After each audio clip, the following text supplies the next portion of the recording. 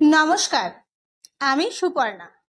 আজ আমি আপনাদের শোনাবো সুচিত্রা ভট্টাচার্যের লেখা দহনের তৃতীয় পর্ব। যদি আমার এই গল্প পাঠ আপনাদের ভালো লাগে তাহলে লাইক করে দেবেন, শেয়ার করে দেবেন এবং অবশ্যই সাবস্ক্রাইব করে দেবেন। চলুন শুরু করা যাক।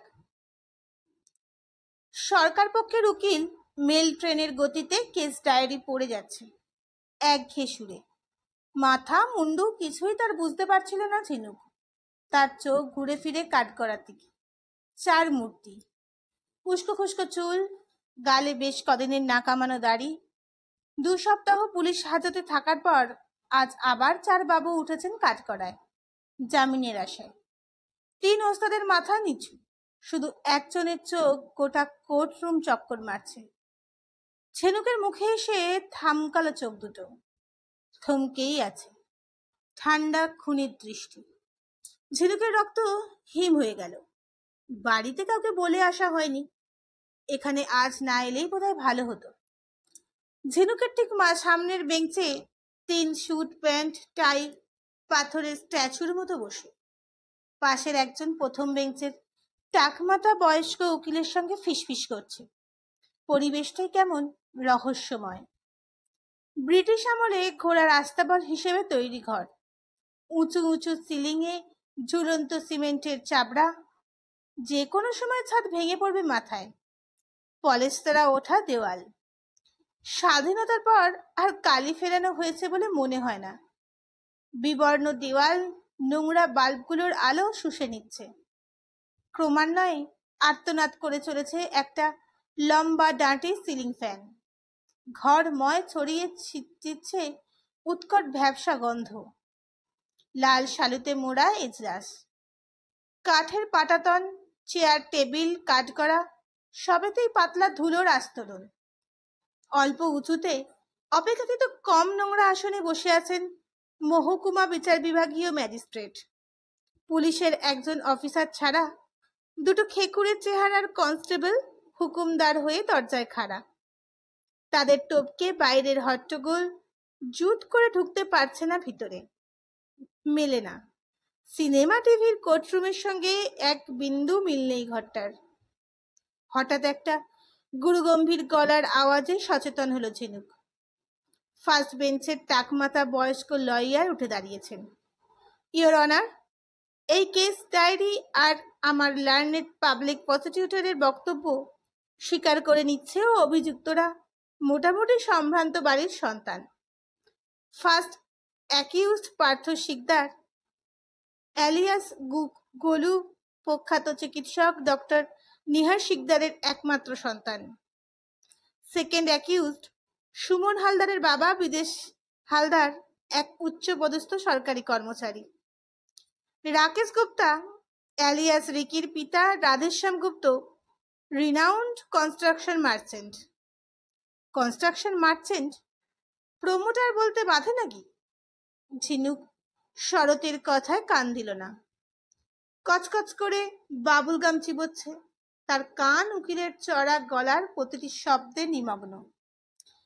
চতুর্থ অভিযুক্ত বাদল চ্যাটার্জি অথবা ল্যাচা, এক দারিদ্র ঘরের অনাথ সন্তান।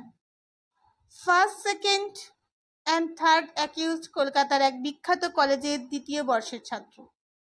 চতুর্থ জন এদেরই ঘনিষ্ঠ বন্ধু। বাদল চ্যাটার্জির বাবা লেট বঙ্কিম চ্যাটার্জি ছিলেন রামরতন হাই স্কুলের বাংলা শিক্ষক। এইসব মানি বাঙালি বাড়ির ছেলেরা স্যার কখনোই এই ধরনের অশালীন কাজ করতে পারে না।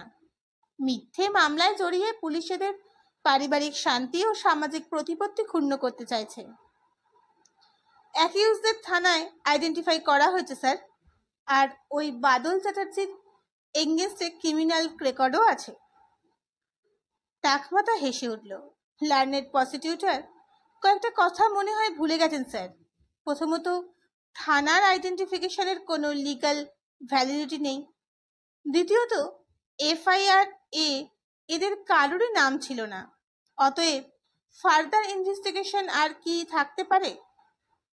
তৃতীয়, ইন্ডিয়ান পেনাল কোডের 354, 363 আর 509 ধারায় এদের ওপর প্রযুক্ত হতে পারে কিনা তা বিচার সাপেক্ষ। ফোর্থলি, বাদল চ্যাটার্জির বিরুদ্ধে কোনো প্রুভেন ক্রিমিনাল রেকর্ড নেই। Please note your honour, proven criminal record নেই। ফাইনালি যদি এদের সাসপেক্ট বলে ভাবা হয়, এদের স্ট্রং সোশ্যাল ব্যাকগ্রাউন্ডের কথা মনে রেখে মহামান্য কোর্ট এদের বেল মঞ্জুর করতে পারেন। এতক্ষণে সরকারি উকিলের কড়া চলেছে। না স্যার, সম্ভ্রান্ত পরিবারের ছেলে বলেই আমি এদের জামিনের আবেদনের তীব্র বিরোধিতা করছি। যাদের সামাজিক প্রতিষ্ঠান বেশি, সামাজিক দায়িত্ববোধও তাদের বেশি থাকা উচিত। যে অপরাধে এদের গ্রেপ্তার করা হয়েছে সেটা শুধু একজন মহিলার অপমান নয়, গোটা সমাজের অপমান, সভ্যতার অপমান। ঝিনুকও এতক্ষণে সামান্য উদ্দীপ্ত হলো, আত্মগতভাবে বলে ফেলেছে, যাক, আজও জামিন পাচ্ছে না। তবে শরৎ ঝিনুকের দিকে ঝুঁকল। না, পেয়ে যাবে। শুনলেন না পুলিশ রিপোর্টটা? না মানে ঠিক এমন তাড়াতাড়ি পড়লেন ভদ্রলোক। পুলিশই বলছে প্রাইমা ফেসি তদন্ত কমপ্লিট, আর পুলিশ কাস্টাডির প্রয়োজন নেই। কোর্ট চাইলে এবার জেল কাস্টাডি দিতে পারে। এরপর কি আর বেল আটকাবে? শরৎ ঘোষালের কথাই সত্যি হলো। ব্যক্তিগত জামিনে ছাড়া পেয়ে গেল 4 জনই। সঙ্গে আদালতের আদেশ 90 দিনের মধ্যে পুলিশ যেন অবশ্যই চার্জশিট ফ্রেম করে, আর কেস নিষ্পত্তি না হওয়া পর্যন্ত অভিযুক্তরা যেন আদালতের অনুমতি ব্যতি রেখে এই শহর ছেড়ে না যায়। ঝিনুক খুবই বিষণ্ণ বোধ করছিল। তার চোখের সামনে দিয়ে মূর্তিমানরা এক্ষুনি বেরিয়ে চলে যাবে। প্রকাশ্য রাস্তায় আবার বুক ফুলিয়ে ঘুরবে অন্য সব শহরবাসীর মতো। কে খেয়াল করবে এই ছেলেরাই একটা জঘন্য অপরাধ করে সম্পূর্ণ স্বাধীনভাবে বিচরণ করে বেড়াচ্ছে আবার? ধুস, কোর্টে না এলেই ভালো হতো আজ। বাইরের বটগাছের তলায় এসে ঝিনুক ক্ষোভটা উগড়ে দিল। পুলিশের জন্যই জামিন পেল ওরা। শরৎ হা হা করে হেসে উঠল। আরে না না, জামিন ওরা এমনিই পেত, পুলিশ তো নিমিত্ত। মোটেই না। ডায়েরি করার দিন থেকে দেখছি কিডন্যাপিং ব্যাপারটাকে পুলিশ পাত্তাই দিতে চাইছে না। তা কেন? রিপোর্টের সেকশনটা তো রয়েছে, চার্জশিটে কি থাকবে সেটা অবশ্য পরের কথা। থাকলেও প্রমাণ করতে রবীন্দার জান নিকেল হয়ে যাবে। কেন? মোটিভ তো ক্লিয়ার। ইনফ্লুয়েন্সের জোরে মোটিভ কোথায় ভেসে যাবে ম্যাডাম? ওই নিহার শিকদারের ক্ষমতা জানেন? 3-4টে মিনিস্টার ওর পেশেন্ট।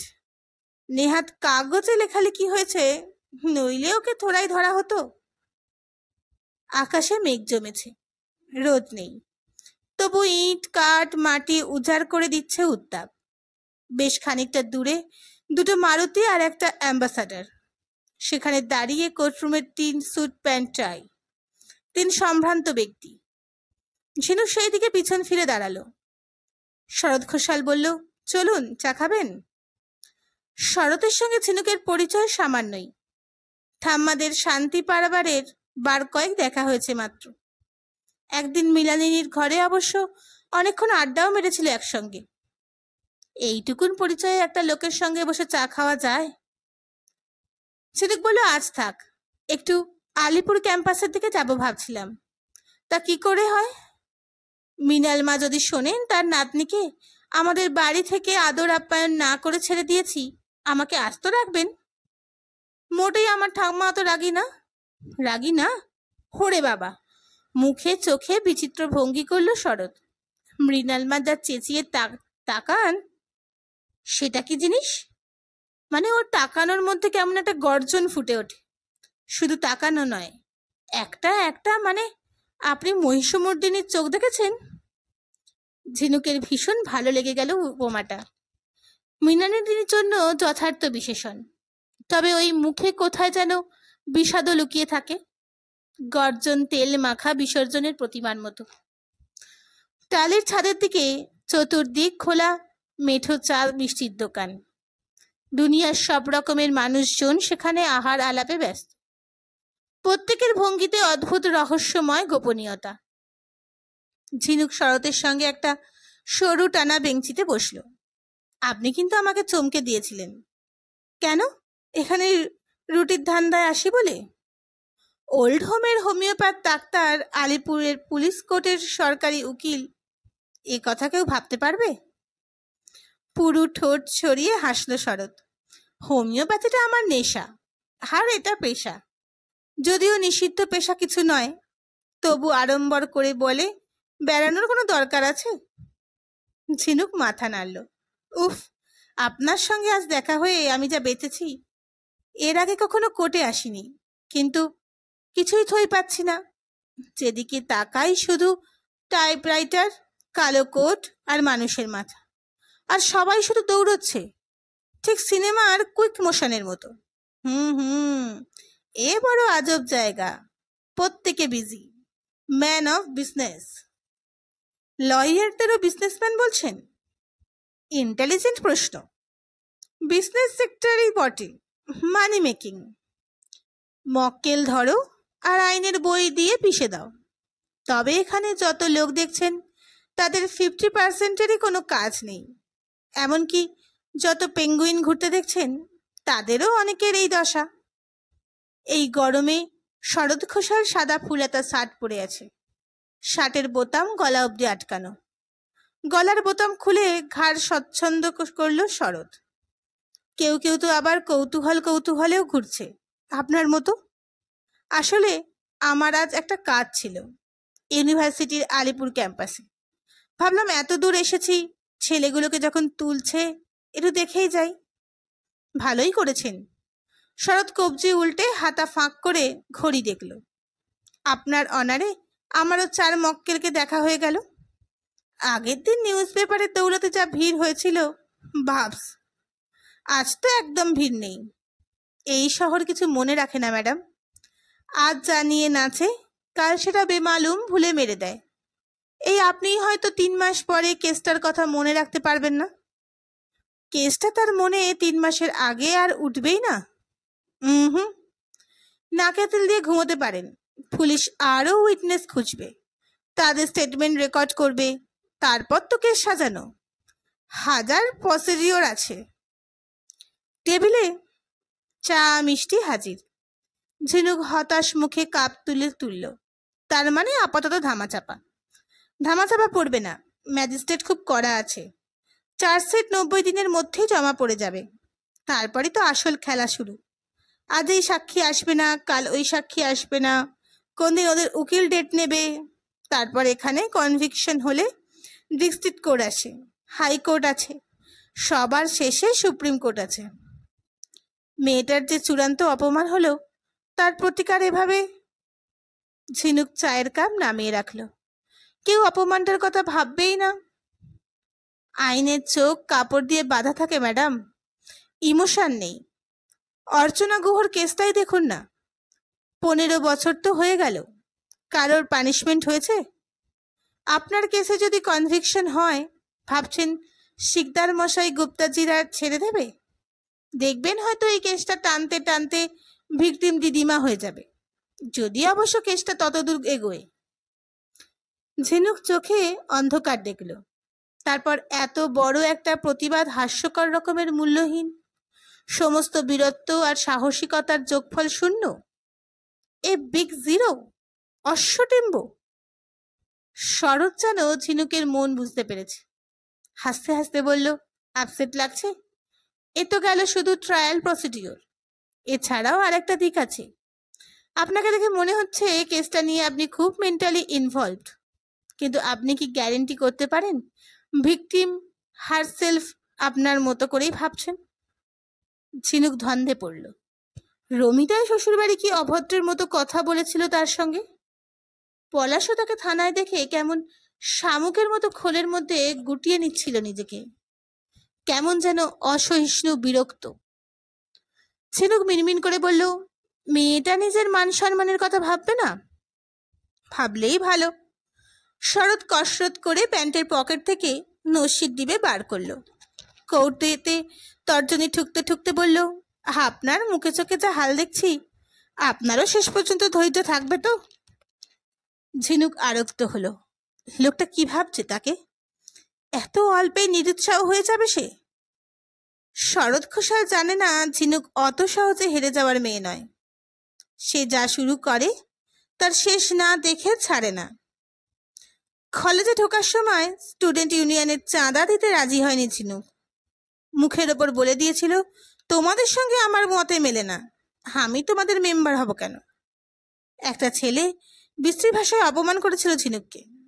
ঝিনুক ছেলেটাকে ছাড়েনি। ইউনিয়ন অফিসে ছেলেটার নামে কমপ্লেন করেছিল। তারা পাত্তা দেয়নি, বলেছে প্রিন্সিপালের কাছে যাও। প্রিন্সিপাল হাত উল্টে বলেছে, ওরে বাবা, ওইসব পার্টির ব্যাপারে আমি নেই, ওইসব মাইনর ব্যাপার গা থেকে ধুলোর মতো ঝেড়ে ফেলাই ভালো। ঝিনুক লোকাল পার্টি অফিসে গেছে, লাভ হয়নি। ডিস্ট্রিক্ট অফিসে গেছে, তারাও মনোযোগ দিয়ে শুনে দেখছি বলে চেপে গেছে। ঝিনুক সোজা স্টেট কমিটির অফিসে হাজির। ডু সামথিং, নইলে আমি নিউজ পেপারে ফ্ল্যাশ করব। শেষ পর্যন্ত ছেলেটাকে লিখিতভাবে ক্ষমা চাপতে হয়েছিল ঝিনুকের কাছে। তরুণীর এখনো তাই নিয়ে কম ঠাট্টা করে। তরুণীদের ঠাট্টাটাই শরৎকে শোনালো ঝিনুক। বন্ধুরা আমাকে কি বলে জানেন? বলে শ্রবণার ধরা মানে কচ্ছপের কামড়। শরৎ চোখ কুচকে তাকালো। আর যদি সেই কচ্ছপ চিৎ করে দেওয়া হয়, তখন কচ্ছপ কিভাবে হাত পা ছড়ে দেখেছেন তো? হাত নেড়ে কচ্ছপের অসহায় ভঙ্গিতে দেখাচ্ছে শরৎ। এই ঝিনুক রাগ রাগ চোখে দেখলো শরৎকে। দেখবেন টেনাসিটি থাকে, কি থাকে না? মোটা বাদামি ফ্রেমের চশমা খুলে শরৎ রুমালে মুছছে। আমার কথা সিরিয়াসলি নেবেন না, জাস্ট মনে হলো বলে দিলাম। আমরা আসলে অভিজ্ঞতা দিয়ে মানুষকে মেলাতে চেষ্টা করি তো। অনেককেই প্রথম প্রথম অন্যরকম লাগে, কিছু দূর গিয়ে দেখা যায় সকলেই কোথাও না কোথাও একই। বাধা ধরা ছকের বাইরে মানুষ কি সহজে বেরোতে পারে, বড় কোনো ধাক্কা না খেলে? শরতের স্বর এত আন্তরিক যে ঝিনুক ভিতরের ঝাঁসটা মরে আসছিল। মৃণালিনীর ঘরে বসে এরকমই কি একটা কথা বলছিল না লোকটা? রাগ, দেশ, আনন্দ, শোকে যতই বিহ্বল হয়ে পড়ুক না কেন, মানুষের স্বাভাবিক প্রকৃতি নাকি কিছুতেই বদলায় না। শুধু ৩-৪টে নিয়ম জানলেই সবাইকে নাকি পুরোপুরি শনাক্তকরণ সম্ভব। ঝিনুক হালকা গলায় বলল, আপনার সেই পুরনো থিওরি তো, সত্য রজতম? শরৎ আকাশ ফাটিয়ে হেসে বলল, হলো না, বাত, কফ, পিত্ত, এর বাইরে মানুষ নেই। হের হ্যানিম্যান তাই বলেছেন। তবে যে সেদিন অন্য কথা বলেছিলেন, সেটা যা এটাও তাই। টাকার দুটো পিঠ তো আলাদা, তা বলে কি পিঠ উল্টোলে টাকাটা বদলে যায়? আমার স্বভাব হলো উল্টো জায়গায় উল্টো কথা বলা। রুগী দেখার সময় দেখি রুগীর স্বভাব চরিত্র, আর কোর্টে দেখি মক্কেলের শরীরের ধাত। ব্যাস, তাতেই আমার অর্ধেক কাজ ওভার। ঝিনুক ছদ্মকোপে নাক কোচকাল। তাই শান্তি পাড়াবাড়ির ঠাম্মাদের অসুখ সারে না। আপনি আমাদের সত্যিকারের ডাক্তার ভেবেছেন নাকি? সর্বনাশ, আমি তো শান্ত পাড়াবাড়ির রোগ সারাতে যাই না, নির্ভেজাল আড্ডা মারতে যাই। আর সত্যি কথা বলতে কি, শরৎ গলা নামিয়ে যেন মিলিটারির গোপন তথ্য ফাঁস করছে। ওদের তো একটাই অসুখ, সে অসুখ সারে না। কি অসুখ? বাতিগ্রস্ত সব, তাই তো? না, নিঃসঙ্গতা, টোটাল লোনলিনেস। ঝিনুকের হৃৎপিণ্ড নাড়া খেয়ে গেল। শরৎ ঘোষালকে যত দেখছে অবাক হচ্ছে সে। জাদুকরের মতো কথার জালে মানুষকে আটকে ফেলতে পারে লোকটা। সাধে কি আর শান্তি পাড়াবারের বুড়িরা শরৎ ডাক্তার বলতে অজ্ঞান? ঝিনুক হঠাৎ লক্ষ্য করলো লোকটার চোখের মণি দুটো কুচকুচে কালো। এত কালো চোখের মণি সাধারণত দেখা যায় না। শরৎ আবার ঘড়ি দেখছে। ঝিনুক অপ্রস্তুত বোধ করলো। আপনার বোধহয় দেরি করিয়ে দিচ্ছি। না, সেকেন্ড হাফে কেস, দুটোই। কোর্টের চাকরি আপনার ভালো লাগে? একটা ডাক্তারের চেম্বার ফেম্বার তো খুলে বসতে পারেন। এখানকার থ্রিলটাই আলাদা ম্যাডাম। শারীরিক দিক দিয়ে শক্ত সামর্থ্য একটা মানুষ অসহায়ের মতো ছটপট করছে, তাকে আবার সাহস জোগানো। এই আমার আজকের কেসটাই কি কম ইন্টারেস্টিং? একটা মেয়ে তার আগের স্বামীর কাছে খোরপোশ চাইতে গিয়েছিল। তা সেই স্বামী মহাত্মা বেধারক পিটিয়েছে বউটাকে। লোকজনের সামনে বউয়ের শাড়ি খুলে দিয়েছে। ঝিনুকের গা শিরশির করে উঠল। তারপর? তার আবার পর নেই। মহাপ্রভু এখন বেলে ছাড়া আছেন। আমার মেয়েটা রোজ আমার হাতে পায়ে ধরছে ফৌজদারি মামলাটা তুলে নেওয়ার জন্য। তাতে যদি লোকটা দয়া করে কিছু টাকা পয়সা দেয়। মেয়েটা অপমান ভুলে গেল? আগে পেটে না আগে অপমান? শরৎ ঈষৎ বিরক্ত। আমাদের মধ্যবিত্তদের এই দোষ। আগে মেয়েটার সম্মান, শরীর এইসব নিয়ে চিন্তা করতে শুরু করে দিই। আরে বাবা, ছেলেরা নিজেদের দরকারে মেয়েদের শরীরের সম্মান বাড়ায়, নিজেদের দরকারেই আবার তাকে বিবস্ত করতে ছাড়ে না। ঝিনুক গোজ হয়ে তাকালো। আপনি বলতে চান মেয়েদের শারীরিক সুচিতার কোনো মূল্য নেই? আমরা ছেলেরা চাই বলে মূল্য আছে, আমরা না চাইলেই নেই। চেসিস্ট্রিটটা কি জানেন ম্যাডাম? আমরা যে ছেলেটাকে জন্মাচ্ছে সেটা যে আমরাই, মানে আমি যে তার বাবা, সেটা নিশ্চিত করে রাখা একটা অস্ত্র। ওই অস্ত্রটা আমরা চালাই। আমি যে সম্পত্তি বানাবো, টাকা জমাবো, সেটা একটা কোকিলের ছানা এসে ভোগ করবে, এ তো হতে পারে না। তার মানে আপনি বলতে চাইছেন ব্যক্তি মালিকানা থাকলেই সতীত্ব ফতিত্ব প্রশ্ন আসে, নইলে নয়? ওরে বাস, অত শত দর্শনের কথা আমি জানি না। শুধু জানি সতীত্ব আর সততা একই শব্দের রকম ফের। ওই টাকার দুটো পিঠের মতো। নিজের কাছে সৎ থাকাই সতীত্ব, যে ছেলেদের ক্ষেত্রেই হোক বা মেয়েদের ক্ষেত্রে। ঝিনুকের ধারণার সঙ্গে ঠিক মিলতে চাইছে না কথাগুলো, তবু সম্মোহিতের মতো শুনছিল ঝিনুক। তর্ক করার ভঙ্গিতে বলল, তাহলে কি রমিতা চৌধুরীর অপমানটাকে আপনি অপমান বলবেন না? অপমান তো বটেই। ইচ্ছের বিরুদ্ধে কাউকে মানসিক বা শারীরিকভাবে আঘাত করাটাই অপমান। তার শাস্তিও হওয়া উচিত। রাস্তায় পাগলা কুকুর কামড়ালে আমরা কি কুকুরকে ক্ষমা করি? ঝিনুক মনে মনে বলে ফেলল, আপনি মশাই একটা আস্ত পান্থ পাদব। আঙুল ফোটালেই রস বেরিয়ে আসে। মুখে বলল, আর নয়, আর দেরি করলে ক্যাম্পাসে স্যারেদের রুমে তালা পড়ে যাবে।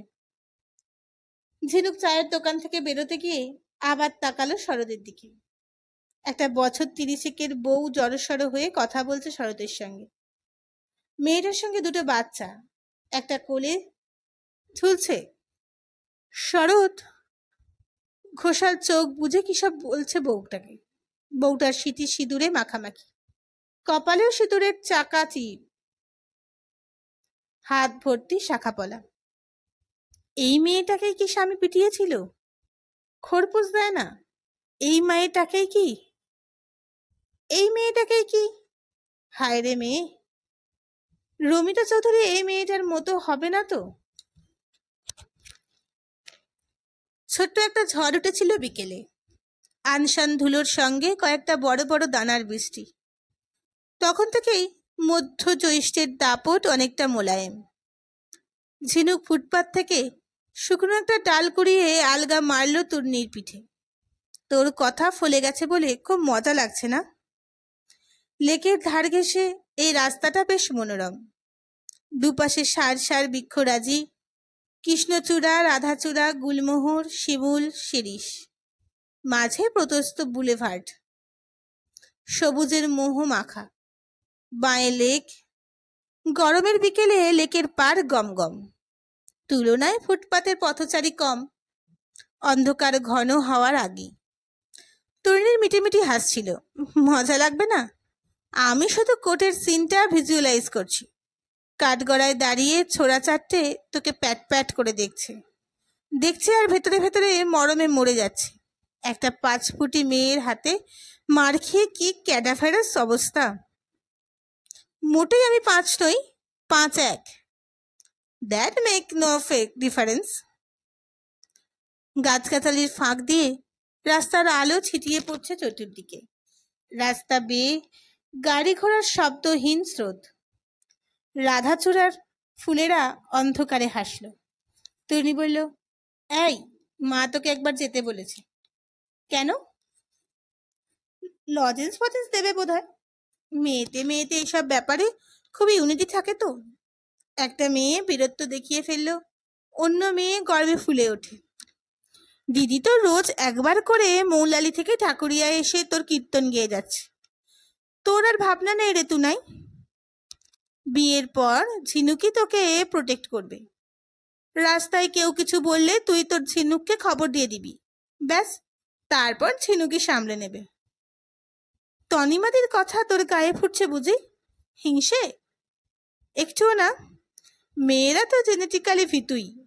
তার মধ্যে একটা আধটা মেয়ে কোনো সাহসের কাজ করে ফেললে, সেই জাহাজের গল্পটা জানিস না? জাহাজ থেকে একটা লোক মাঝ সমুদ্রে পড়ে গেছে, ডেকে দাঁড়িয়ে সবাই হায় হায় করছে, কিন্তু কেউ লোকটাকে বাঁচাতে নামে না। হঠাৎ এক সাহেব শিপ থেকে ড্রাইভ মেরেছে। তারপর কোনো রকমে হাঁচড় পাঁচড় করতে করতে দুজনে জাহাজে উঠল। ক্যাপ্টেন, ক্রু, প্যাসেঞ্জার সবাই সাহেবকে ধন্য ধন্য করছে। সাহেব তখন রেগে টং। সে খালি চোখ লাল করে সকলের দিকে তাকায়। শেষে থাকতে না পেরে চেঁচিয়ে উঠেছে, ওইসব ভেজারাং ভেজারাং ছাড়, শুধু বলো আমার পেছন থেকে ঠেলেছিল কে? পুয়োর চোখ ঠোঙা হয়ে গেছে। গল্পটার শেষটা তো জানিস না? ওটা সাহেব ছিল না, ছিল মেম সাহেব। পরে সেটা আবিষ্কার করা গেছিল। তোকে কে ঠেলে সামনে এগিয়ে দিয়েছিল দেখতে পেয়েছিলি? ভালো হবে না বলছি। মনে আছে কিরকম পিটিয়েছিলাম তোকে? আবার পেটাবো সেরকম? বলতে গিয়ে ঝিনুক ফিক করে হেসে ফেলেছে। থার্ড ইয়ার কমার্সের তূর্ণী মজুমদার সাঙ্গপাঙ্গ নিয়ে ফার্স্ট ইয়ার পল সায়েন্সের ক্লাসে ঢুকেছে। ফ্রেশার্স ওয়েলকামের আগে রুটিন র্যাগিং। ঝিনুকের সামনে এসে দাঁড়ালো। তুই নাকি ঢুকেই ইউনিয়নের সঙ্গে পাঙ্গা লড়ছিস? খুব কার্স, বাহ, আমাকে পছন্দ হয়। মন্দ কি? চলে বল। মুহূর্তে অসাবধানে ঝিনুক ওভার স্মার্ট। মনে কর আমি বচ্চন, তুই রেখা, প্রেম কর আমার সঙ্গে। ঝিনুক পাথর, একই র্যাগিং না নোংরামি? শুরু কর শুরু কর। মেয়েধীন তামাটে তূর্ণীর সামনে দাঁড়িয়ে জগিং করে চলেছে।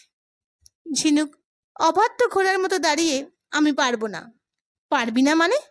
দলের একটা মেয়ে হেঁকে উঠল, পারবো না মানে পারবো না। তবে কি পারবে তুমি খুকি? ফাইটিং পারবে? বিশাখা কানের কাছে গুনগুন করলো, এই বোকা, যা হোক কিছু করে দে, নইলে এরা তোকে ছাড়বে না। রাগে অপমানে ঝিনুক তখন জ্বলন্ত চুল্লি, চোখ গনগন, যা ইচ্ছে করে করতে পারি তো।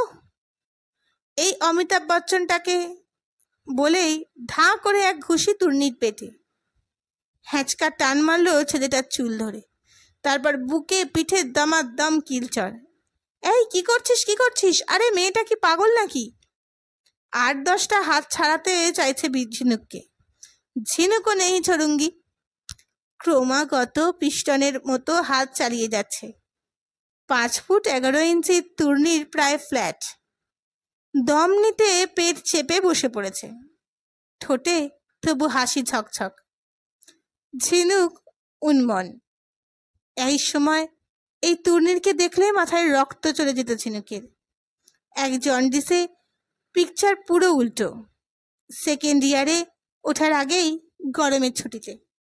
তূর্ণীর তখন পার্ট 2 দিয়ে এক্স স্টুডেন্ট। হঠাৎ এক কাঠফাটা দুপুরে গরুর চোখের মুখে শয্যাছায়ী ঝিনুকের বাড়িতে হাজির। কথা নেই বার্তা নেই, হাতে এক প্রকাণ্ড বাতাবি লেবু। জন্ডিসে নাকি খেতে হয়। দ্বিতীয় দিন কাঁধে ইয়ার লম্বা আখ, জন্ডিসে নাকি আখের রস ভালো। তৃতীয় দিন পকেটে এক আপাং কাঠির মালা, জন্ডিসে নাকি গলায় পড়তে হয়। ঝিনুকের আগে সুজাতাই গলে গেল। চতুর্থ দিন সুজাতা ঠায় ব্যালকনিতে দাঁড়িয়ে, কখন ছেলেটা আসবে। তূর্ণীর বেল বাজাতে মাসাইদের ঢাক ঝিনুকের বুকেও। আজ না জানি কি নিয়ে আসে ছেলেটা। এসেছিল হাসি, পাথর নিংড়ে চল বার করা হাসি। সেই হাসিতে গভীর সাহারার শ্যামল বনানিতে ছেয়ে যায়। ঝিনুক তো কোন ছাড়। সেই শুরু। 6 বছর ধরে ফোটা ফোটা তূর্ণীর ছড়িয়ে পড়েছে ঝিনুকের অস্থি মজ্জায়, শিরায়, ধমনীতে। ঝিনুকের গলা কোনো কারণ ছাড়াই কে যেন ধরে এলো। এই, তোর মনে আছে কি সেই সব দিন? তূর্ণী মুখে কিছু বলল না। ঝিনুকের হাত আঁকড়ে ধরল শুধু। কোন কোন সময়ে নৈশব্দ এত ব্যক্তময়, এইসব নীরব মুহূর্তে কেজো তূর্ণীর কেমন মায়াবী নিষাদ হয়ে ওঠে। এই সময় কোনো অতীত নেই, ভবিষ্যৎ নেই, আছে শুধু এই পাশাপাশি নির্বাক হেঁটে চলা, শুধু এক অনাদি অনন্ত বর্তমান। আমার ভীষণ মন খারাপ লাগে রে আজকাল। তূর্ণীর ঝিনুকের হাতে চাপ দিল। কেন জানি না রে। ঘাই হরিণীর শিহরণ ঝিনুকের শরীরে। একা থাকলেই ভীষণ ভীষণ মন খারাপ হয়ে যায়। দুপুরবেলা যদি কোনোদিন ঘুমিয়ে পড়ি, ঘুম ভাঙলেই কি যেন চাপ চাপ কষ্ট। কেন কষ্ট কিছুতেই বুঝতে উঠতে পারি না। কিছু ভালো লাগে না তখন, কিছু না। কথা বলতে না, শব্দ শুনতে না, টিভি না, বন্ধু বান্ধব না, কিচ্ছু না, আমাকেও না। ঝিনুক নিঃশ্বাস চাপল। তুই তখন কোথায়? তখন তো তুই অফিসে কম্পিউটার হয়ে বসে আছিস। তূর্ণী আলগা টান দিল ঝিনুককে। আগে বলিসনি তো। এ তো খুব মারাত্মক ডিজিজ, দুপুরাইটিস। কি? দুপুরাইটিস খুব সিরিয়াস টাইপের অ্যালার্জি। লাভেরিয়া ভাইরাস শরীরের থেকে গেলে। ঝিনুক চিমটি কাটল তূর্ণীর হাতে। ইয়ার্কি মারছিস না? ইয়ার্কি নয়, এই অ্যালার্জির একটাই ওষুধ, বিয়ে। একটাই পথ্য, হানিমুন। ওষুধের অনুপানও আছে।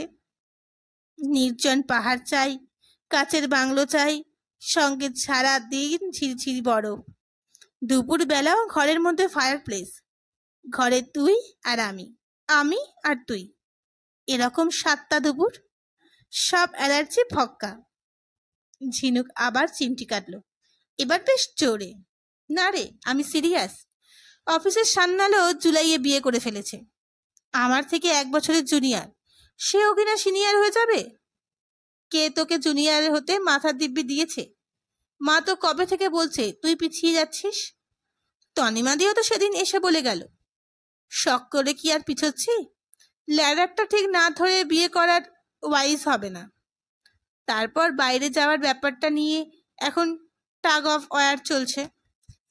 তুই যে বললি কম্পিউটার ট্রেন্ড লোক পাঠাবে, তোদের কুরুভিলার তো কম্পিউটার ট্রেনিং নেই। নেই কথাটা হাফ ট্রু রে। বল ছিল না। একটা আমেরিকান সফটওয়্যার ইনস্টিটিউটে ক্র্যাশ কোর্স করছে 22,000 টাকা খরচা করে। Can you imagine? 22,000 টাকা, $22,000। So what? তোর পরিশ্রম, তোর সিনসিয়ারিটির মূল্য দেবে না কোম্পানি? পরিশ্রম করাটা বড় কথা নয়, পরিশ্রম করছি দেখানোটাই বড় কথা। কুরুভিলা সে ব্যাপারটা এক্সপার্ট। তূর্ণীর ঠোঁটে বিদ্রুপ। ও কর্তাদের সুইচটা চেনে। বুলেভার্ডের ওপারে সার সার সুরম্য অট্টালিকা। প্রায় প্রতিটি ফ্ল্যাট থেকে আলোক রশ্মি ঠিকরে আসছে। মাঝে একটা একটা তলায় রহস্যজনক অন্ধকার। ঝিনুক সান্ত্বনা দিল। তোর ক্যালিবার আছে, তেমন হলে ছেড়ে অন্য কোথাও চলে যাবি। অত সহজে হাল ছাড়বার ছেলে তূর্ণীর মজুমদার নয়। বলল, বটে, কিন্তু তেমন আস্থা ফুটল না তূর্ণীর কপায়। পলকা ঠাট্টা ছুড়ল। ম্যানস ওয়ার্ল্ডের তো ঢুকলি না, কি টাপ যুদ্ধ যদি বুঝতিস। তোদের নিলামে বুঝছে না রে। তূর্ণীর ঝিনুকের হাত ছেড়ে দিল। নিলাম পাঞ্জাবি মেয়ে। তূর্ণীদের অফিসে তূর্ণীদের পোস্টেই সম্প্রতি জয়েন করেছে। একই কিউডিবল শেয়ার করে দুজনে। নিলামের চার্টারের রেজাল্ট তূর্ণীর চেয়ে ভালো। সদ্য বিয়ে করে মালত্রা থেকে দাশগুপ্ত বনেছে নিলাম। কিরে, চুপ মেরে গেলি গেলে? তূর্ণীর গম্ভীর। আজও নিলাম স্টেটমেন্ট 3টে ভুল করেছে। আমি না দেখিয়ে দিলে আজ ফিনান্স ডিরেক্টর ওর খবর নিত। নেহাত মেয়ে বলেই ছাড় পেয়ে যায়। ঝিনুক কৌতুক বোধ করল। নিলামের কথা উঠলেই তূর্ণীর নিলামের অযোগ্যতার লিস্ট তৈরি করতে শুরু করে। করবেই। সাফারি পার্কের সামনে বেশ কিছু লোকের জমায়েত।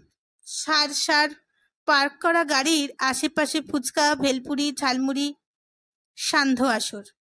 একটা বাচ্চা ছেলে ভ্রাম্যমান উনুনের চায়ের কলসি বসিয়ে সামনে দিয়ে যাচ্ছে। তাকে দাঁড় করিয়ে দুভার চা নিল তূর্ণির। ঝিনুক বলল, ছোটন আজ তোর কথা জিজ্ঞাসা করছিল, তুই নাকি ওকে প্রন ককটেল খাওয়াবি বলেছিস সামনের মাসে। বাবুয়াটাও ফিরুক, শুধু ওরা কেন, মাসিমাকেও নিয়ে যাব। ঝিনুক আবার তূর্ণিকে চিমটি কাটল। তূর্ণিনের মেজাজটাকে ছন্দে ফেরাতে চাইছে। এই, বিয়ের পরও তুই আমার মাকে মাসিমা বলবি নাকি? আমার সঙ্গেও তুই তোকারি করে যাবি? সে তো তুইও করিস। আমি এই দিন অভ্যেস চেঞ্জ করে ফেলবো। মেয়েরা পারে, মেয়েদের পারতে হয়, আমি ওভারনাইট চেঞ্জ করতে পারবো না। তূর্ণির চোখে হাসি, মুখে গাম্ভীর্য। হানিমুন শেষ হওয়ার আগে তো কথাই ওঠে না। ঝিনুক আবার একটা প্রচন্ড জোর চিমটি কাটল। এত জোর যে উফ করে চেঁচিয়ে উঠল তূর্ণির। সামনের ভিড় থেকে সঙ্গে সঙ্গে বেশ কয়েকটা চোখ তাদের দিকে। ঝিনুক লজ্জা পেয়ে ফুটপাত ধরে এগিয়ে গেল। হ্যাঁ রে, তোকে জিজ্ঞাসা করা হয়নি সেই কাপলটা কোর্টে গিয়েছিল? তূর্ণির দ্রুত হেঁটে ধরে ফেলেছে ঝিনুককে। না, ছেলেটাও আসেনি। হুম। তবে দেখ, যার বিয়ে হলো তার হুঁশ নেই, পাড়াপড়শির ঘুম নেই। যার বউ লুট হয়ে যাচ্ছিল সে বেটা ঠ্যাংয়ের ওপর ঠ্যাং তুলে বসে আছে। তুই ফালতু ফালতু সারাদিন কোর্টে গিয়ে বসে রইলি, ঝাড়ও খেলি মাসিমা মেশামশাইয়ের কাছে। ঝিনুক একটু ম্লান হয়ে গেল। বাবা মা এমন অবুঝ হয়ে যায় মাঝে মাঝে। এত আতঙ্ক, এত সংশয় নিয়ে বেঁচে থাকা যায়? ছোটনটাও হয়েছে তেমনি, বাবা মার তালে তাল দেওয়া স্বভাব। ঝিনুক তূর্ণির পাশে সরে এলো। এই, তোকে একটা কথা বলা হয়নি, হঠাৎ মনে পড়ে গেল। কোর্টে না একটা দারুণ মজার লোকের সঙ্গে দেখা হয়েছিল, শরৎ ডাক্তার। শরৎ উকিলও বলতে পারিস। ঠাম্মাদের ওল্ড হোমে হোমিওপ্যাথি করে, আবার এদিকে আলিপুর কোর্টে গভর্নমেন্ট প্লিডার। মানুষকে নিয়ে এমন অদ্ভুত অদ্ভুত থিওরি দেয় লোকটা, যা কথা বলে না শুনলে তুই মোহিত হয়ে যাবি। উকিলদের ব্যবসায় তো কথা বেচে খাওয়া। তূর্ণির বিশেষ পাত্তা দিল না। না রে, তুই দেখলে বুঝতে পারতিস, আমার মনের জেদটাকে অনেক বাড়িয়ে দিয়েছে লোকটা। আমি ভদ্রলোকের সঙ্গে একটা চ্যালেঞ্জ লড়ছি, শেষ অবধি কেসটা নিয়ে আমার ধৈর্য থাকবে কি থাকবে না। তূর্ণিরের ভুরুতে ভাঁজ পড়ল। খিটকেল বুড়ো উকিল বুঝি? ঝিনুক মনে মনে হাসল। তূর্ণির কায়দা করে ভদ্রলোকের বয়স জানতে চাইছে। ছেলেরা প্রিয় নারীর মুখ থেকে অন্য পুরুষের প্রশংসা শুনতে ভালোবাসে না। ঝিনুক খেলিয়ে উত্তর দিল, বুড়ো বোধহয় ঠিক বলা যাবে না, 40 হতে পারে, 45 হতে পারে, 50 হলেও অবাক হওয়ার কিছু নেই। কিছু মানুষ আছে না, যাদের শরীর বয়সটাকে বলতে গিয়েও বলতে পারে না, ঠিক সেই রকম। মনই বয়সকে ইচ্ছে মতো ঘোরায় ফেরায়, হচ পরল হিজিবিজবিজের মতো, কখনো বাড়তি তো কখনো কমতি। তার মানে গিটমারা চেহারা, তাও নয়, ছোটখাটো, রোগাসোগা। গায়ের রঙও বেশ কালো, তবে খুব ব্রাইট। লোকটার সব থেকে যেটা টানে সেটা হলো চোখ। হিরে যদি কুচকুচে কালো হতো, বুঝেছি, ডার্ক টাইপ। তুনি উদাস ঠাট্টা ছুড়ল। দেখিস, মাঝবয়সী লোকেদের আবার একটু ইয়ের দোষ থাকে। একটা মোড়ে এসে বাঁদিকে ঘুরল দুজনে। এই রাস্তা অপেক্ষাকৃত আলো বেশি। আলোতে তূর্ণির মুখের অর্ধাংশ স্পষ্ট। সে মুখ ঝিনুকের দিকে ঘুরল অকস্মাৎ। ঝিনুক, তুই কিন্তু ব্র্যাভাটোর নেশাতে পড়ে যাচ্ছিস। মাথায় রাখিস, ওরা ছাড়া পেয়ে গেছে। তো ওরা তোকে মার্ক করে রেখেছে, তাতে আমার কাঁচকলা। 2 সপ্তাহ ধরে পুলিশ যা দিয়েছে তাই চাদরা সামলে উঠুক। কিছুই জানিস না, পুলিশ সহজে বড় ঘরের ছেলেদের গায়ে হাত দেয় না। লকআপে ওরা পুলিশকে ম্যানেজ করে নেয়। রিজার্ভ ব্যাংকের করকরে সার্টিফিকেট নাকের সামনে নাড়ালে জেলখানায় 5 স্টার হোটেল হয়ে যায়। অত সহজ নয়। ওসিটা বেশ টাইট আছে, আমি নিজে কথা বলে দেখেছি। ঝিনুক শক্ত গলায় প্রতিবাদ করল, তা না হলে তো ধরাই পড়তো না। ওভাবে কিছু বলা যায় না, হয়তো পুলিশের সঙ্গে দরে বনেনি, কিংবা নিউজওয়ালাদের চেল্লামেল্লিতে স্টেপ নিতে বাধ্য হয়েছে। তূর্ণিরের চশমার পথের আলো প্রতিফলিত হচ্ছে। ওইসব ইনফ্লুয়েন্সিয়াল বাড়ির ছেলেরা সহজে অপমান হজম করবে ভেবেছিস? কে বলতে পারে, হয়তো এখনই তোকে ফলো করছে। কথা শুনেই কেন যে বাপাসে চোখ চলে গেল ঝিনুকের। সঙ্গে সঙ্গে বুকে আচমকা ধাক্কা। সত্যি খানিকটা তফাতে একটা দাড়িওয়ালা লোক হাঁটছে তাদের সঙ্গে, সমান তালে, লেকের অন্ধকার ধরে। এদিকেই তাকাচ্ছে নাকি? ঝিনুকের পা আটকে গেল। দমাদম কেউ হাতুড়ি পিটোচ্ছে বুকে। অবচেতনে চুইনগাম বার করে মুখে পুরল। খামছে ধরেছে তূর্ণীরকে। দেখা দেখি যেন লোকটাও নিশ্চল। এবার এক পা করে এগিয়ে আসছে। কয়েক সেকেন্ডের জন্য চুইনগাম চিবোতেও ভুলে গেল ঝিনুক। তারপর ভুলেই ভেঙেছে। এক গাঁটো গোটা দাড়িওয়ালা পৌর ধীর পায়ে তাদের অতিক্রম করে চলে গেল। ফিরেও তাকালো না। তূর্ণীর হাসিতে ফেটে পড়ল। জেনেটিক ফ্যাক্টরটাও তাহলে ভুল বলিনি বল? তোর মতো বীরাঙ্গনাও কেমন কাঁপছে। ঝিনুকও প্রাণ খুলে হাসতে চাইছিল, পারল না। তূর্ণিনের হাত ঝিনুকের কাঁধে।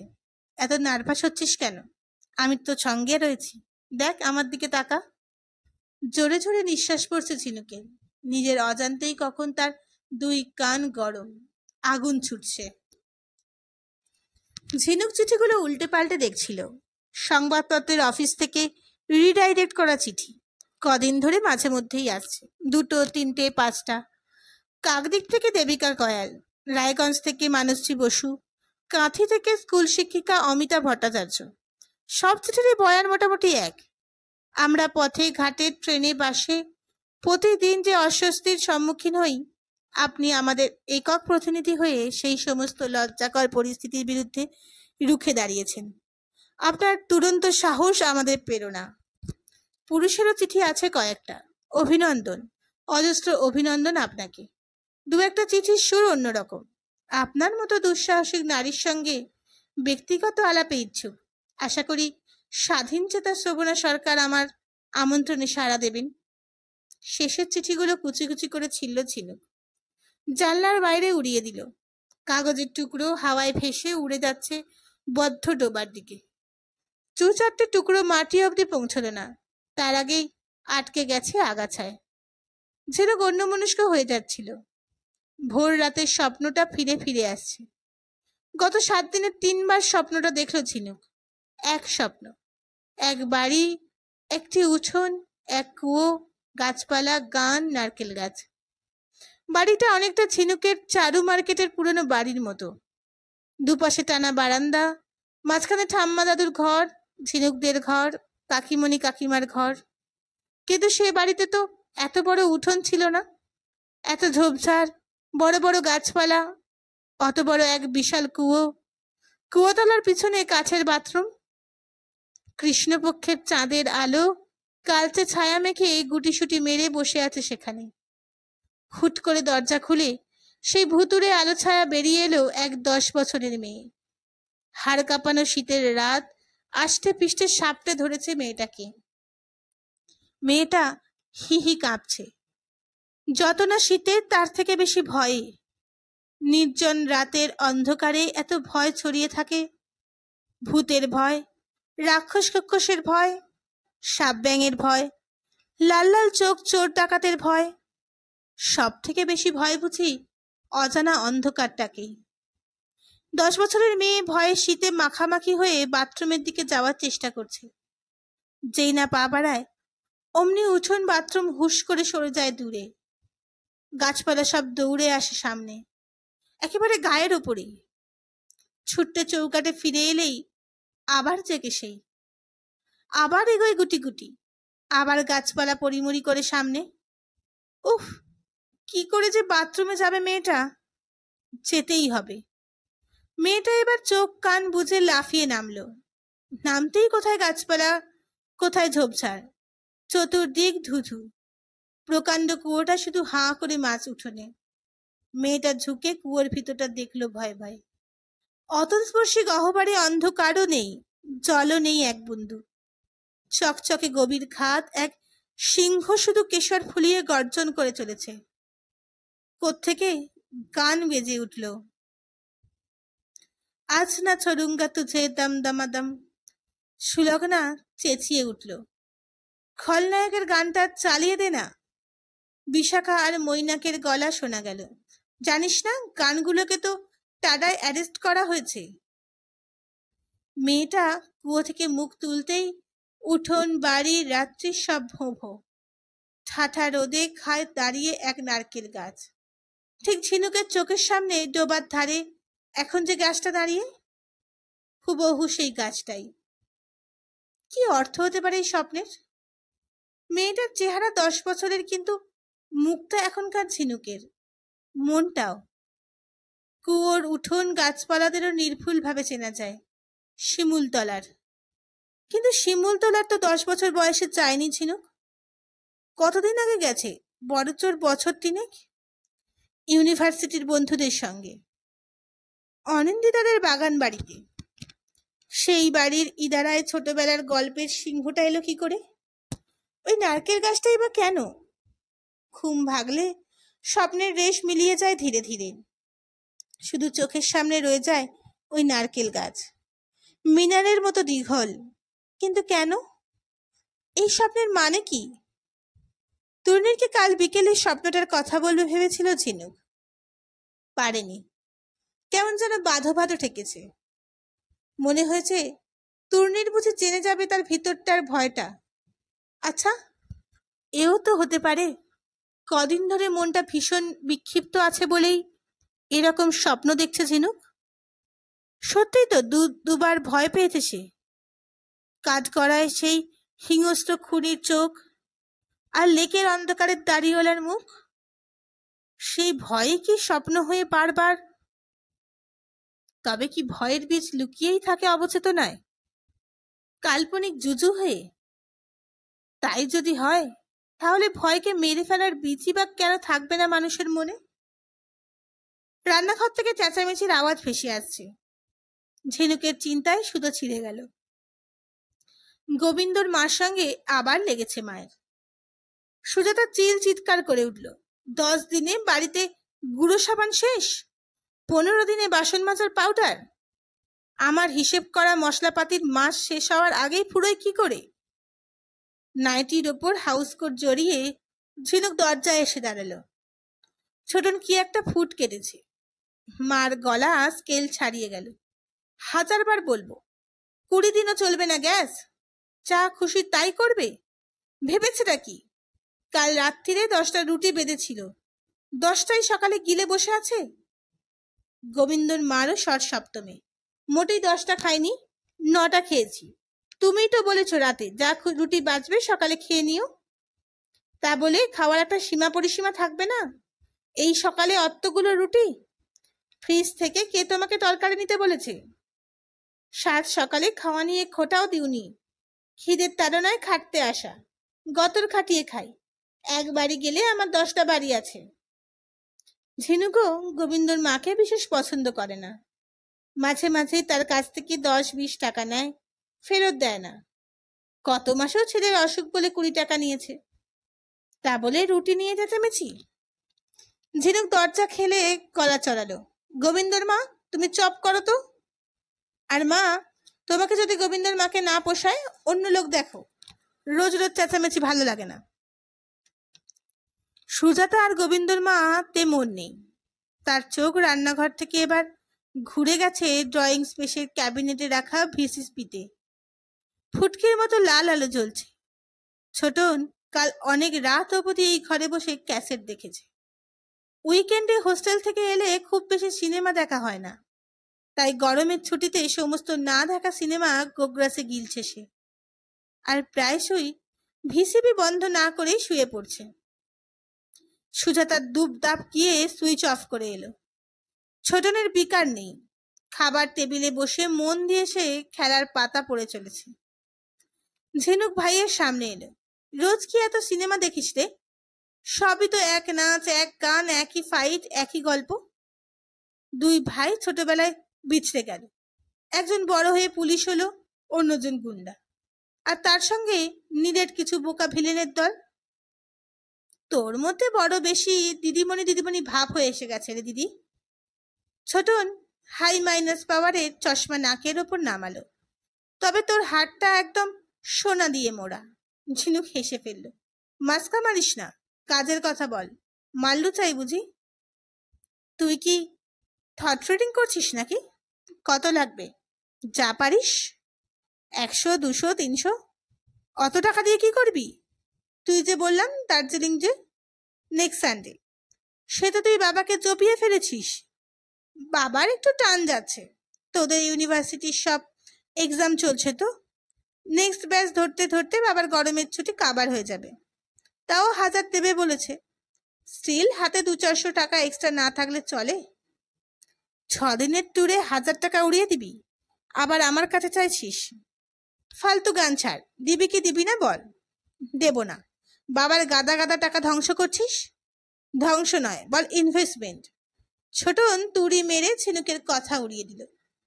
এক্সপেন্ডিচার তো তুই, সেফ বাজে খরচা। কি বললি তুই? যত বড় মুখ নয় তত বড় কথা। ঝিনুকের গলা উচ্চগ্রামে উঠে গিয়েছিল। সুজাতা ছুটে এসেছে। তোরাও 7 সকালে শুরু করে দিলি? তোকেও বলি ঝিনুক, দুদিনের জন্য ভাইটা আসে। দুদিনের জন্য আসে বলে কি মাথা কিনে নিয়েছে? যা ভাষা হয়েছে তোমার ছেলের।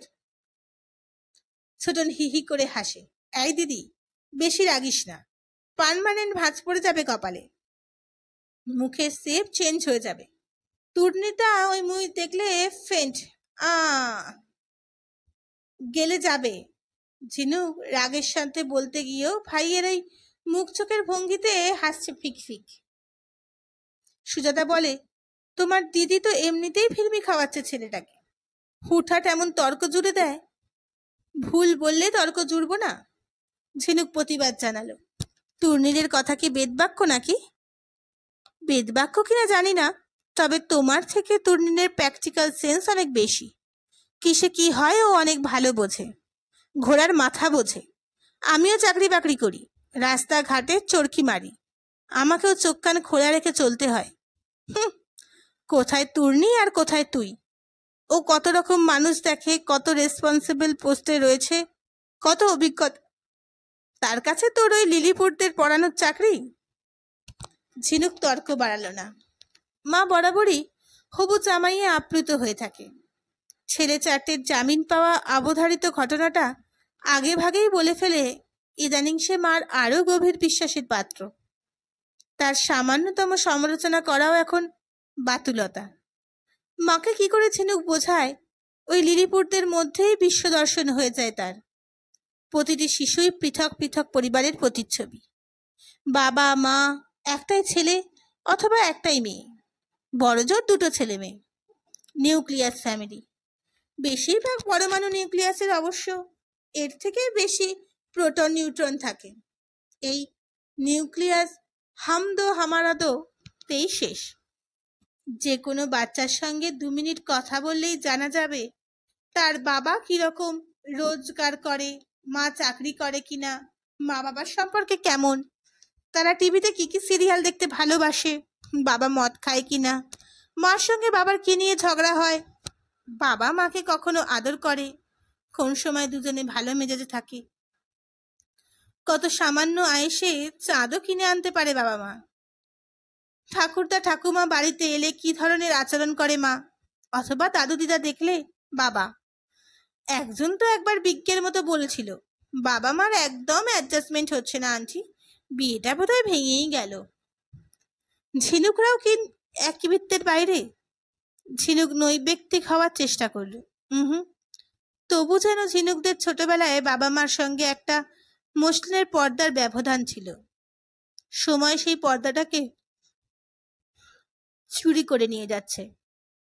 বাবা মার জগৎ এখন ছেলে মেয়েদের ছোট্ট দুনিয়ার সঙ্গে তালগোল পাকিয়ে একাকার। বাবা মা নির্দ্বিধায় ছেলে মেয়ের সামনে সমস্ত রকম কথা আলোচনা করে। ছেলে মেয়েদের সামনেই অবাধ আধুনিক ফুর্তির আসর জমায়। ফোঁটা ফোঁটা বিষের মতো বড়দের নিষিদ্ধ পৃথিবী ঢুকে পড়ছে শিশুদের ধমনীতে। ছেলে মেয়েদের নিয়েই এখন বাবা মায়ের একান্ত আত্মকেন্দ্রিক জীবনযাপন। মানুষ বাজার থেকে ফিরেছে, তার রোগাটে লম্বা শরীর, নাক মুখ চোখ ঘামে জবজবে। গ্রীষ্মের ছুটি চলছে বলে তার এখন অবসর একটু বেশি, কোচিং টিউশনই কম। পরীক্ষার গার্ড না দিতে হলে কলেজে যেতে হয় না বড় একটা। এখন বাজারে গেলে সে কমপক্ষে 1.5-2 ঘন্টা কাটিয়ে আসে। সুজাতা বাজারে নিয়ে রান্নাঘরে গেল। মানুষ পাঞ্জাবি খুলে ডাইনিং টেবিলে চশমা রেখেছে, পাখার নিচে বসে হাত পা ছড়ালো। ঝিনুক এক গ্লাস ঠান্ডা জল খাওয়াতো। জল খেয়ে মানুষ থিতু হলো। ইলিশ মাছ আছে, দই সর্ষে দিয়ে ভালো করে রেঁধো তো। ঝিনুক বলল, কত করে নিল? 120, ভালো সাইজ, 1.25 কেজি আছে। সুজাতার কান সর্বদা ফ্ল্যাটে ঘোরাফেরা করে। রান্নাঘর থেকে বলে উঠল, এত দাম দিয়ে আনতে গেলে কেন? বছরকার মাছ, ছোটনটাও ভালোবাসে, একদিন নয় বেশি দাম দিয়ে নিয়ে এলাম। সুজাতা বলল, ইলিশ মাছ ছোটনের থেকে বাবুয়া বেশি ভালোবাসে। ছুটির পর ওর হোস্টেল খুললে ওকেও একদিন ভালো করে খাওয়াতে হবে। ঝিনুক সুজাতাকে দেখছিল। মা এই রকমই, কখনো নিষ্ঠুর স্বার্থপর, কখনো এত স্নেহশীল। মানুষ ভয়ে ভয়ে সুজাতার দিকে তাকালো। 1 কাপ চা হলে? এই গরম থেকে এসে চা খেতে হবে না, পরোটা ভাজা হয়ে গেছে, আগে জল খাবার খেয়ে নাও। মানুষ ঝিনুকের দিকে ফিরল। আজ কাগজ দেখেছিস? দেখবো কি করে, 10টার আগে ছোটনের কাগজ কেলা শেষ হয়। ফার্স্ট পেজটা দেখ। ঝিনুক ছোটনের হাত থেকে কাগজ টেনে হেডিংয়ে পাখির চোখ বোলালো। বোম্বে স্টক এক্সচেঞ্জে বিস্ফোরণের সঙ্গে জড়িত আরও একজন গ্রেপ্তার। হর্ষদ মেহতা কেসে যুগ্ম সংসদীয় কমিটির আর এক দফা জিজ্ঞাসাবাদ শেষ। কলকাতাকে আরও মোহময়ী করে তুলতে মুখ্যমন্ত্রীর আহ্বান। মসজিদ চত্বরে মন্দির বানিয়ে রামরাজ্য গড়ার উদ্যত ঘোষণা। বসনিয়ার বন্দি শিবিরে 130 জন মহিলা ধর্ষিতা। ঝিনুক জিজ্ঞাসা করলো, বসনিয়ার খবর বলছো? আরে না, যুদ্ধের সময় ওসব হয়েই থাকে। নিচে বাঁদিকে দেখ, নন্দীপুর থানার লকআপে। ঝিনুক খবরটা পড়ল। ছোট করে ছাপা হয়েছে, জনৈকা নারী বন্দিনীকে লকআপেই ধর্ষণ করেছে পুলিশ। মানুষ সিগারেট ধরালো। এই পুলিশ ভরসায় তুই কেস লড়তে চাইছিস? রক্ষকই যেখানে ভক্ষক। ঝিনুক বলল, খবরটা নো ডাউট সাংঘাতিক, তবে একটা বিচ্ছিন্ন ঘটনা থেকে গোটা পুলিশ সিস্টেমটাকে তো তুমি জাজ করতে পারো না বাবা। জাজ করা যায় না, আবার যায়ও। একটু হলপ করে বলা যায়, সাধারণ সিটিজেন কোনো বিপদে পড়লে এই পুলিশ বুড়ো আঙুল দেখাবে। তোকে কোর্টে যাওয়া নিয়ে বোঝাতে গেলাম, তুই মুখ ভার করে বসে রইলি। এটা একবার ফিল করলি না, ছেলেগুলো তোকে দেখে এক্সাইটেড হতে পারে। এই তো দিনকালের অবস্থা, কোথা থেকে কি হয়ে যায়। হয়তো রাস্তায় অ্যাসিড বাব ছুঁড়ে মারলো। সুজাতা বলল, তোমার না আবার বেশি বেশি, যত সব অলক্ষণে কথাবার্তা। আমি ঠিক বলছি, এটাই হার্ড রিয়েলিটি। আমি চাই আমার মেয়ে সেটা বুঝুক। আমাদের ফিলোসফির সরেনবাবু বলছিলেন, ওদের পাড়ায় একটা মেয়ে রাস্তায় একটা বকাটে ছোড়ার এগেনস্টে পুলিশে কমপ্লেন করেছিল। মেয়েটাকে সেই ছেলে অ্যাসিড বাল্ব মেরেছে। মেয়েটির কপাল ভালো, মুখে না লেগে হাতে লেগেছিল, তাতেই পুড়ে ঝুড়ে নাকি টেরেবেল অবস্থা। এই তো গত হপ্তায়।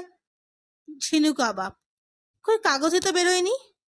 সব খবর কি কাগজে বেরোয়? মেয়ের বাবা খুব হোল্ড, চেপে দিয়েছে খবরটা। মেয়ের বাবা চেপে দিয়েছে কেন? এটাও কি তোমাকে ব্যাখ্যা করতে বোঝাতে হবে?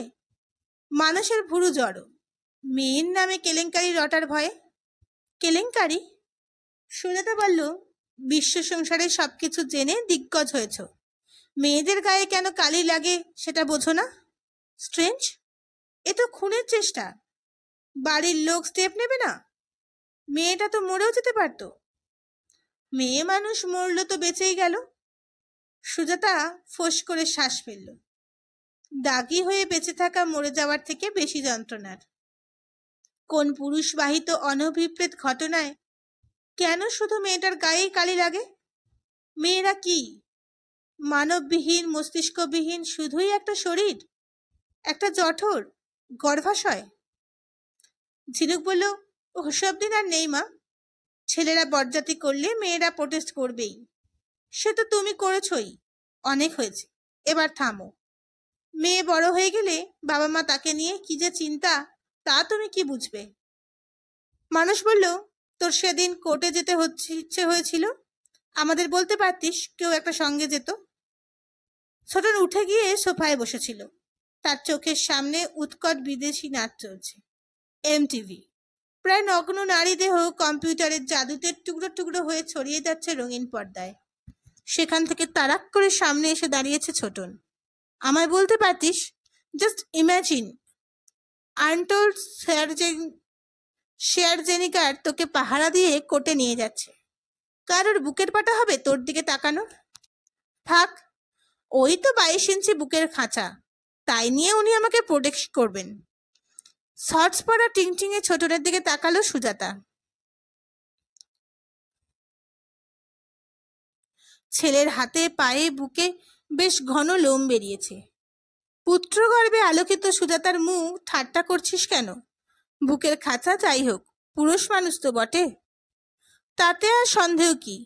টি শার্টে আবার বড় বড় করে লেখা আছে আই অ্যাম এ ম্যান। ভাগ্যিস লেখা রয়েছে, নাহলে তো মানুষ বলে চেনাই যেত না। ছোটন শব্দ করে হেসে উঠল। কি মনে হতো রে তাহলে? সুপারম্যান? বন মানুষ? তোর গলাতে ওটা কি ঝুলিয়েছিস রে? কদিন ধরেই লক্ষ্য করছি। দেখতেই তো পাচ্ছিস, লকেট। দাঁড়া দাঁড়া, হঠাৎ লকেট কেন? এমনি। ছোটন এড়াতে চাইছে। সুজাতা বলল, পরীক্ষা খারাপ হয়েছে, তাই এক বন্ধু পড়তে দিয়েছে ওকে। লকেট খুলতেই নিশ্চয়ই কোনো বাবার ছবি বেরোবে। ওভাবে বলছিস কেন? মানুষ বলল, ও যদি ওটা পড়ে একটু মেন্টাল কনফিডেন্স পায়, দোষের কি আছে? না, দোষের কি আছে? একটা বাবাতে সন্তুষ্ট না হয়ে কেউ যদি 20টা বাবা গলায় ঝুলিয়ে ঘুরতে বেড়ায়, আমার কি? ছোটন সপ্রতিভ হওয়ার চেষ্টা করলো। জানিস এই ফুয়া বাবা কি পাওয়ার? এই স্পিরিচুয়াল ম্যান। মনে রাখিস, এই বিশাল গ্যালাক্সি চালানোর পেছনে একটা স্পিরিট আছে। সেই স্পিরিটে অনেকেই বিশ্বাস করতেন, আইনস্টাইনও। ওই নামটা মুখে নাই আনলি। তোর ফুয়া বাবার শক্তি বোঝাতে তাকে কেন অপমান করছিস? স্বীকার কর, তুই নিজের ভরসায় পৃথিবীতে চলতে পারছিস না। স্পিরিট আছে কি নেই সেটা বড় কথা নয়, তুই নিজে একজন রক্ষাকর্তা ছাড়া হেল্পলেস ফিল করছিস। আমাকে তুই রক্ষা করতে যাবে কি করে? রক্ষা করা সত্যিই খুব কঠিন রে। মানুষের চোখ মুখে উদ্বেগের ছাপ স্পষ্ট, বিশেষ করে আমাদের মতো মধ্যবিত্ত মানুষদের। আমরা যারা রাজনীতি করি না, যাদের খুব বেশি টাকা পয়সা নেই, কানেকশন নেই, তারাই আর সব থেকে বেশি অসহায়। তুই যাদের সঙ্গে ঝামেলা বাঁধিয়েছিস, তাদের পাওয়ার কথা ভাব। টাকার জোর বাদই দে। ধর, যে গভর্নমেন্টের ছাইটা রয়েছে, তার কি পুলিশের ওপর মহলে যোগাযোগ নেই? আর প্রমোটার তো পলিটিক্যাল লিডারদের কাঁধ জড়িয়ে ঘুরে বেড়ায়। তুই তো কারিস সম্পর্ক। কদিন আগে বিরাটিতে যে গণধর্ষণ হয়ে গেল, কেউ কেশাগ্রহ ছুতে পারল প্রকৃত দোষীদের? নামকা ওয়াস্তে যাদের ধরেছে তাদের কলা হবে। পার্টির মহিলা সমিতি পর্যন্ত অবলীলায় বলে দিল ওই মেয়েগুলোরই নাকি চরিত্র খারাপ। ঝিনুক স্থির চোখে মানুষকে দেখছিল।